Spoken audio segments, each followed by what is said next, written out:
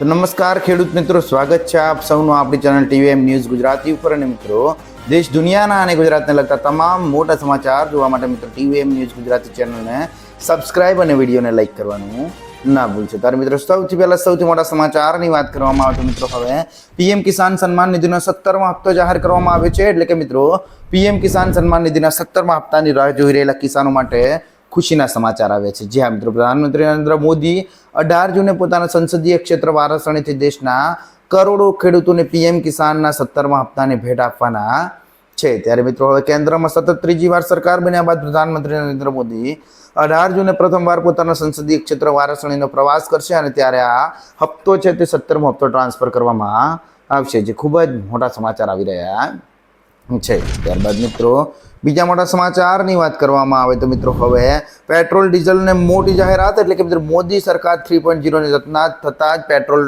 મંત્રી હરદીપસિંહ પુરીએ એક મોટી જાહેરાત કરી છે. મિત્રો, તેમનું કહેવું છે કે આ વખતે સરકાર પેટ્રોલ, ડીઝલ અને નેચરલ ગેસ જેવા ઉત્પાદકોને જીએસટીના દાયરામાં લાવવાના તમામ પ્રયત્નો કરશે.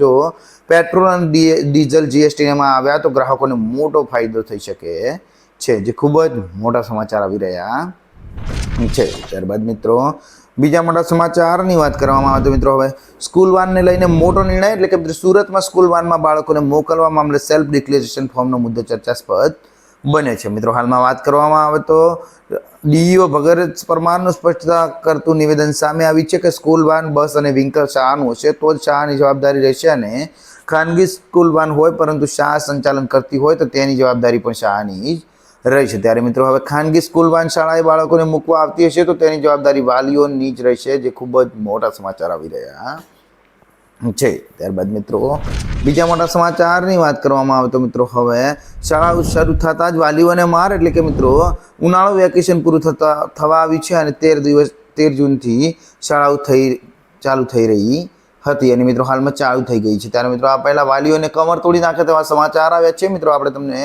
જણાવી દઈએ કે સ્કૂલ શરૂ થતાં જ સ્કૂલ વેન અને રિક્ષાનો 20% જેટલો ભાડાનો વધારો કરાશે. અને મિત્રો, આ પહેલાં સ્કૂલ વેનના કિલોમીટર દીઠ 1000 રૂપિયા લેવામાં આવતા હતા, ત્યારે હવે 1200 રૂપિયા ચૂકવવામાં આવશે, જે ખૂબ જ મોટા સમાચાર આવી રહ્યા છે.